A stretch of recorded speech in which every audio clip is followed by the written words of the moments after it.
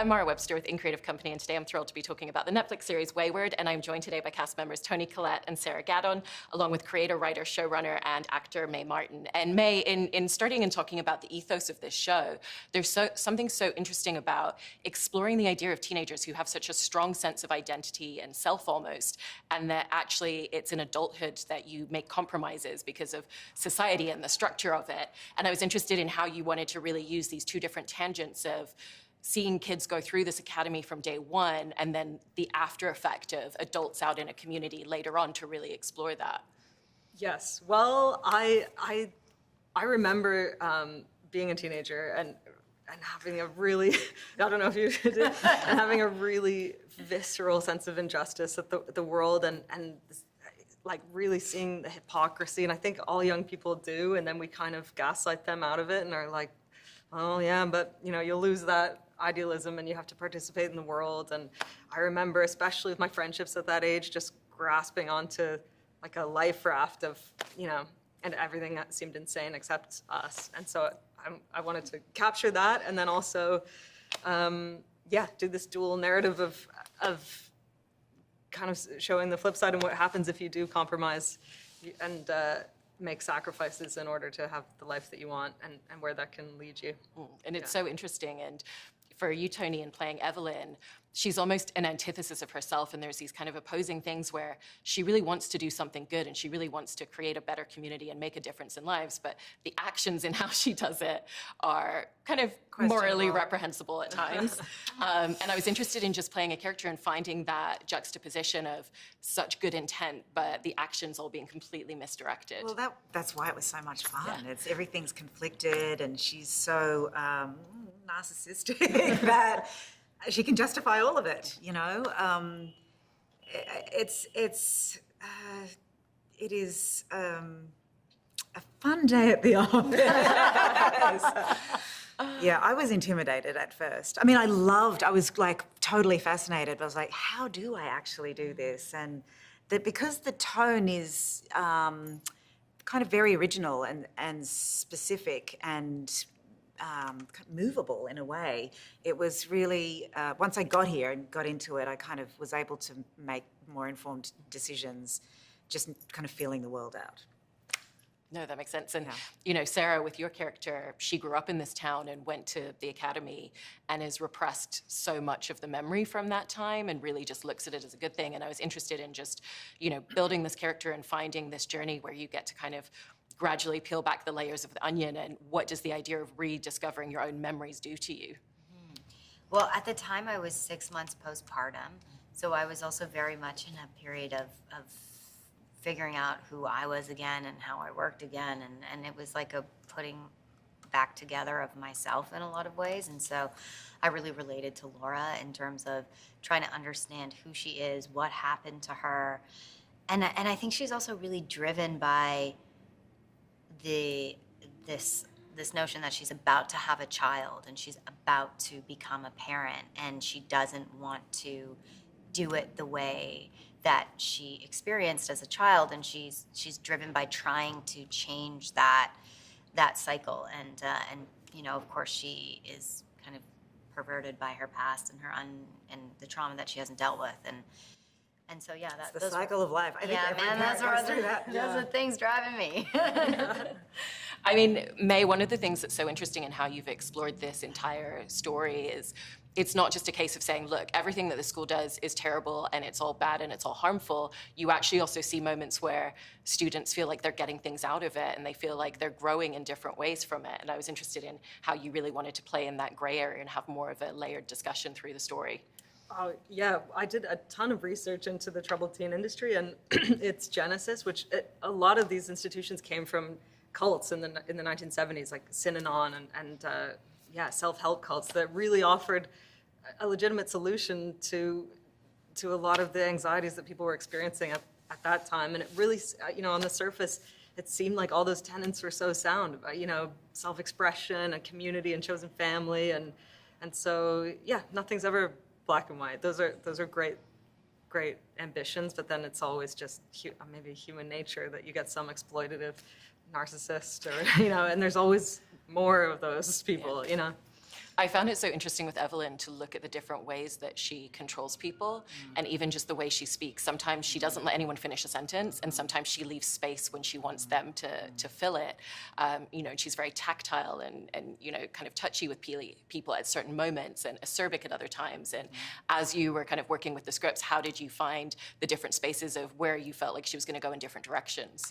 I think it really came down to the dynamics between whichever character I was interacting with,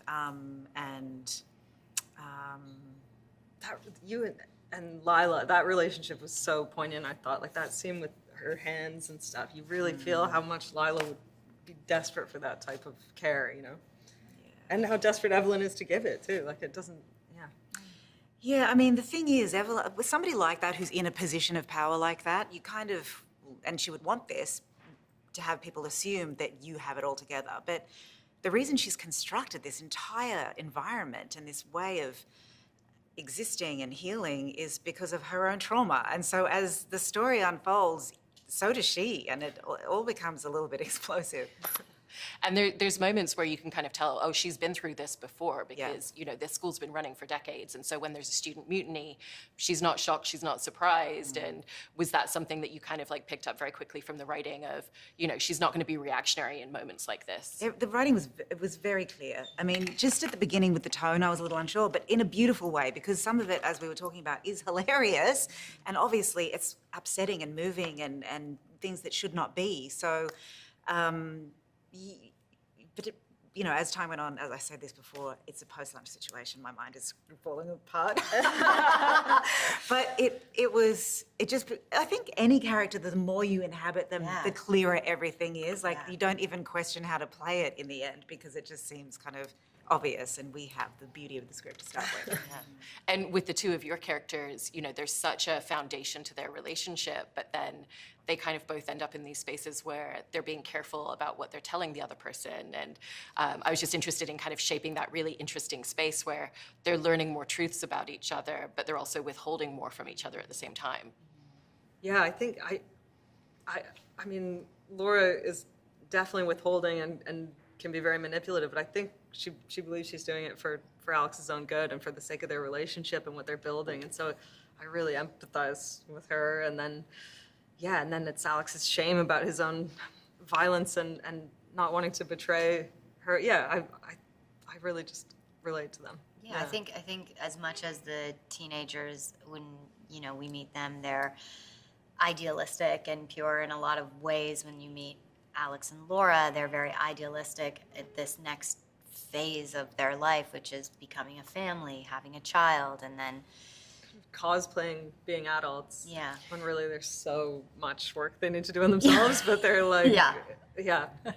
I was also interested in the way that, you know, Mae, you've explored this idea that our biggest weaknesses can also be our biggest strengths. You know, Laura can say to Alex, you know, you have a tendency to fixate on things, but that's also one of his greatest strengths and part of what leads him into that career path. And I was interested in how that was a really interesting thing to explore in these characters.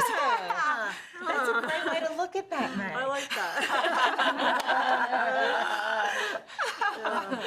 But I was interested in how you wanted to kind of like explore, you know, how a singular trait in each of your characters can also have this duality to it.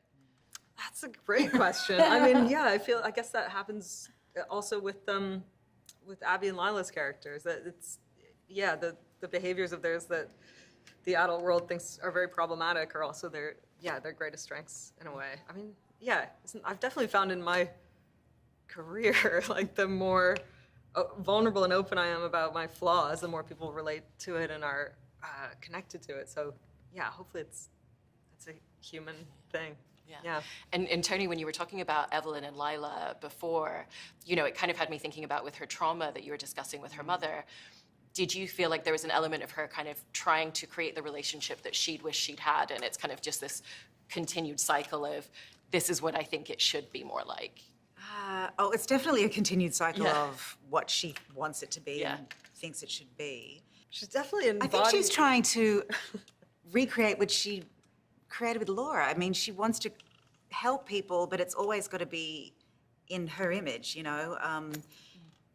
Everybody wants safety and love and peace, and everyone moves at their own pace and takes the time they take, and they're on their own journey. And she doesn't allow for any of that. It's like, stand here, be this. She draws them to it, but, and that involves like a sense of mothering. She knows what is missing from Lila's life, so she would definitely kind of play that role in that moment. But all of her relationships are transactional. I think she's been so wounded, the only way she can connect is to save people, to feel needed. It's sad. Totally. Yeah. It is. I made sense. That was great. Great. Nailed it. Jen, like, Yeah. And Sarah, with Laura, it's so kind of fascinating to see her go through this journey of pregnancy. And she knows, even though Alex doesn't, that this would be the first child raised in this community. And I was just interested in how that really shaped a lot of the ideas and the things that she's internalizing about becoming a mother. Yeah, I mean, I don't know if she necessarily returns to Tall Pines with the full plan of where she ends up at the end of the show. But I definitely think that she's driven by